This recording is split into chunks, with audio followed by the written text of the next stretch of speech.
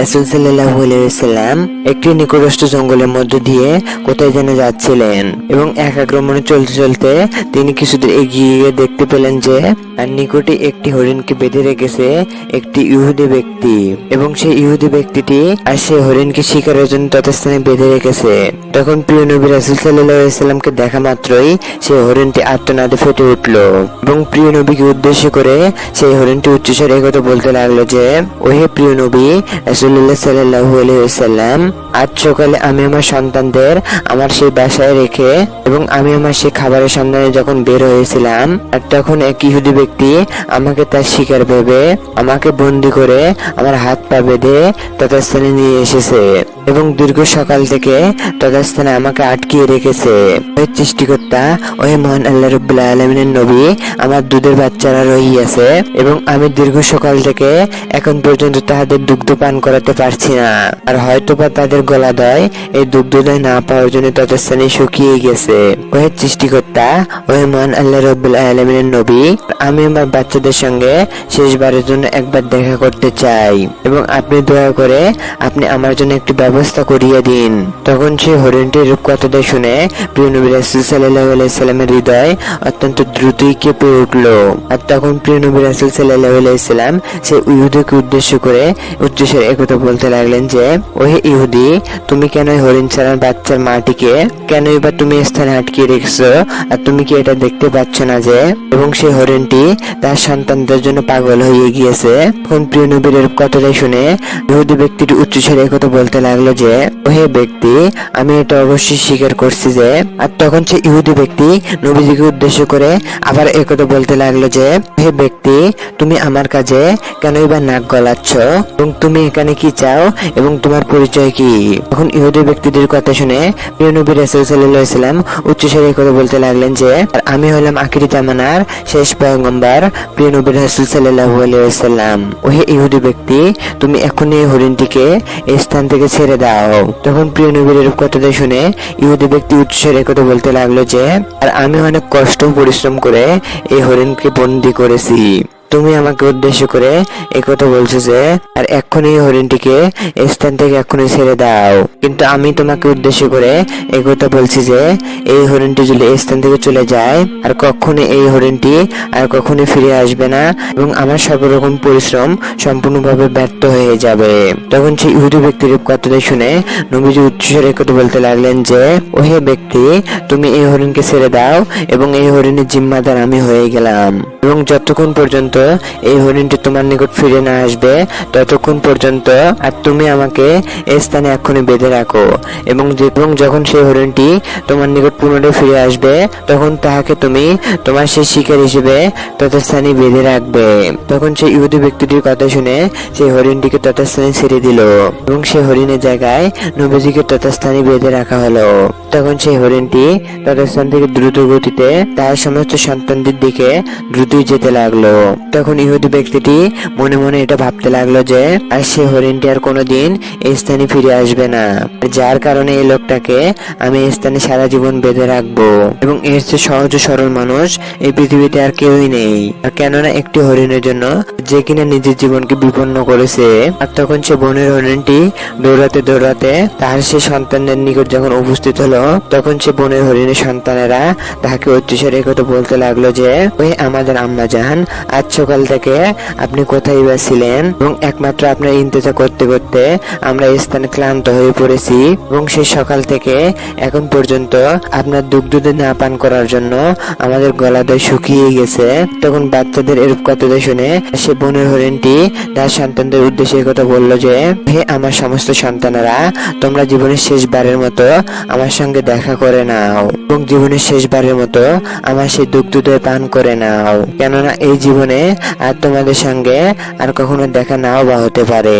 আর তখন হরিণের সন্তানেরা উচ্চস্বরে একথা বলতে লাগলো যে, হে আমাদের আম্মা জান, আপনি কেনই বা একথা বলছেন? আজকের পর কেনই বা আপনার সঙ্গে আর জীবনে কখনোই দেখা হবে না? তখন সমস্ত সন্তানদের কথা শুনে হরিণ উচ্চস্বরে একথা বলতে লাগলো যে, আজ সকালে যখন আমি খাবার অন্বেষণের জন্য বাহির হয়ে যাই ঠিক তখনই এক ইহুদি ব্যক্তি তাদের শ্রেণী বন্দী করে ফেলেছিল। তারপর সেই ইহুদি ব্যক্তি আমাকে ততস্থানে বন্দি করে সে বনের মধ্যে আটকিয়ে রেখেছিল। প্রিয় নবী রাসূলুল্লাহ সাল্লাল্লাহু আলাইহি ওয়াসাল্লাম সেই পথ দিয়ে যখন যাচ্ছিলেন তখন আমি তোমাদের ব্যাপারে তাহার নিকট সর্বঘটনা খুলে বলার পর এবং সে নবীজি সেই ইহুদির নিকট বন্দী হয়ে আমাকে মুক্ত করে দিয়েছে এবং সে নিষ্ঠুর ইহুদি ব্যক্তি আমাকে মুক্ত করে দিয়ে নবীজিকে ততস্থানে বেঁধে রেখেছে এবং একমাত্র আমি তোমাদেরকে শেষবারের মতো দুগ্ধ পান করার জন্য এই স্থানে উপস্থিত হইয়াছি। তোমরা অতি দ্রুত কথাটা না বলে এখন আমার দুগ্ধদয় পান করো এবং তোমরা সকলে শেষবারের মতো আমার সঙ্গে দেখা করে নাও এবং তোমরা সকলে অতি দ্রুত আমার দুগ্ধদয় পান করো এবং আমাকে আবার ততস্থানে আবারও ফিরে যেতে হবে এবং আমি আমার প্রিয় নবীকে আর কখনোই কষ্ট দিতে পারবো না। যখন হরিণের সন্তানেরা এরূপ কথা শুনলো যে দয়া নবীকে বেঁধে রেখে তাদের আম্মাজানকে ছেড়ে দেওয়া হয়েছে এবং শেষবারের জন্য দেখা করতে এবং শেষবারের জন্য দুগ্ধ পান করানোর জন্য, তখন দুঃখ ভারাক্রান্ত মন নিয়ে হরিণের সন্তানেরা উচ্চস্বরে একথা বলল যে হে আমাদের আম্মাজান, আপনি কি করে একথা ভাবলেন যে আর আমাদের প্রিয় নবী সেই ইহুদির নিকট বন্দী রহিয়াছে আর আমরা কি করে স্থানে আপনার সেই দুগ্ধদয় পান করতে পারি এবং আপনি চলুন আপনার সঙ্গে আমরা সকলেই যাব এবং আপনার সঙ্গে আমরা সেই প্রিয় নবীর সঙ্গে শেষবারের জন্য দেখা করব এবং আমরা আমাদের নবীর কষ্ট দেয় আর কখনো সহ করতে পারবো না। অতঃপর হরিণ ও তার সমস্ত সন্তানেরা নবীর উদ্দেশ্যে তারা দ্রুতই বের হয়ে পড়লো। এইদিকে সেই হরিণটি আসতে কিছুটা দেরি হওয়ার কারণে সেই ইহুদি ব্যক্তিটি প্রিয় নবীকে উদ্দেশ্য করে উচ্চস্বরে একথা বলতে লাগলো যে হে ব্যক্তি, আমি তোমার মতো এত বোকা ও নির্বোধ মানুষ আর কখনোই দেখিনি এবং যে ব্যক্তি কিনা তার নিজের জীবন বিপন্ন করে একটি সাধারণ হরিণকে ছেড়ে দেয়, বনে শিকার করা হরিণ দেয় আর তাকে ছেড়ে দিলে আর সে কি কখনো আর ফিরে আসে? সাধারণ একটা হরিণের জন্য তুমি তোমার দেহকে এই স্থানে বন্ধক রেখেছো এবং আমি তোমাকে উদ্দেশ্য করে একথা বলছি যে পৃথিবীর শেষ দিন পর্যন্ত এই হরিণটা আর কখনোই ফিরে আসবে না এবং তোমাকেও আমি আমার সেই কারাবন্দি থেকে আর কখনোই মুক্তিও দিব না। আর তখন প্রিয় নবীজি সেই ইহুদির কথাটা শুনে উচ্চস্বরে একথা বলতে লাগলেন যে ও হে ইহুদি ব্যক্তি, তুমি এক্ষুনি ধৈর্য ধারণ করো যে তুমি অতি শীঘ্রই দেখতে পাবে যে অতি শীঘ্রই সেই হরিণটি তাহার সকল বাধা বিপত্তি ভেঙ্গে ঠিক আমার নিকট উপস্থিত হইয়াছে আর ঠিক আমার মায়ায় সেই হরিণটি দ্রুত স্থানে এসে উপস্থিত হবে। তখন সে প্রিয় নবীর এরূপ কথাটা শুনে সেই ইহুদি ব্যক্তি উচ্চস্বরে একথা বলল যে হে ব্যক্তি, তোমার এই কল্পনা স্বপ্নদয় ছেড়ে দাও এবং আমি দৃঢ় বিশ্বাসের সঙ্গে একথা বলছি যে কিয়ামতের আগ পর্যন্ত এই হরিণটি আর কখনোই ফিরে আসবে না এবং সেই হরিণটি বিশ্বাসঘাতকতা করেছে এবং তোমাকে স্থানে বন্দী করে রেখে গিয়েছে। তুমি নির্বোধ ও বোকা হওয়ার কারণে তুমি সেই হরিণের চালে ফেসে গিয়েছো। এভাবে চলতে থাকলো কিছুক্ষণ আর কিছুক্ষণ পর সেই ইহুদি মনে মনে একথা ভাবলো যে সেই হরিণটি ততস্থান থেকে গিয়েছে তো কি হয়েছে, আমি এই ব্যক্তিকে আটকে রেখে আর কিছুটুকু হলেও মুক্তিপণ স্বরূপ কিছুটুকু অর্থ হাসিল করে নেব। আর এই লোকটি আর কোন রূপ আর বিক্ষোভ ছাড়া আর কিছুই নয়। আর কেননা একটি বনের হরিণ সে পরিপূর্ণভাবে মুক্ত হয়ে গেলে আর সে কখনো কি ফিরে আসে। আর এভাবে কিছু সময় অতিবাহিত হওয়ার পর যে ইহুদি ব্যক্তিটি দেখতে পেল যে সেই বনের হরিণ শুধু নয়, সেই হরিণের সঙ্গে তার সমস্ত সন্তানেরও ততস্থানে ফিরে এসেছে। এই ভয়ঙ্কর দৃশ্য দেখে সেই ইহুদি ব্যক্তি ততস্থানে অবাক হয়ে পড়লো। আর তখন প্রিয় নবীজি সেই হরিণকে উদ্দেশ্য করে একথা বলতে লাগলেন যে হে হরিণ, তোমার তো এরূপ কথা ছিল যে তুমি একাই স্থানে ফিরে আসবে, কিন্তু এরূপ কাজ না করে তুমি তোমার সমস্ত সন্তানদেরকে কেনই বা স্থানে এনেছো? তখন সেই হরিণটি উচ্চস্বরে একথা বলতে লাগলো যে হে প্রিয় নবী, আমি যখন আমার সন্তানদের নিকট গিয়ে সমস্ত ঘটনা খুলে বললাম তাদের উদ্দেশ্য করে আমি একথা বলছিলাম যে প্রিয় নবী রাসূল সাল্লাল্লাহু আলাইহি সাল্লাম তার নিজ ব্যক্তিকে সে ইহুদির নিকট জিম্মাদার রেখে আমাকে দ্রুত মুক্ত করে দিয়েছে এবং আমাকে তোমাদের সঙ্গে জীবনের শেষবারের জন্য দেখা করার জন্য এই স্থানে পাঠিয়ে দিয়েছে এবং জীবনের শেষবারের জন্য আমার সে দুগ্ধদয় পান করার জন্য পাঠিয়েছেন। তখন আমার এরূপ কথাটা শুনে আমার সন্তানেরা একথা বলল যে হে প্রিয় নবী রাসূল সাল্লাল্লাহু আলাইহি ওয়াসাল্লাম, আপনি কি করে একথা ভাবলেন যে আমরা আমাদের প্রিয় নবীকে সেই ইহুদির নিকট বাঁধিয়ে রেখে আমরা আরাম ও অনায়াসে আপনার সেই দুগ্ধদয় পান করব আর আমাদের জীবন থাকতে সেই নবীজিকে কষ্টে রেখে আমরা আমরা কখনো সুখে থাকতে পারবো না। তখন আমার সমস্ত সন্তানেরা আমার সঙ্গে দ্রুতই আপনার নিকট উপস্থিত হতে লাগলো।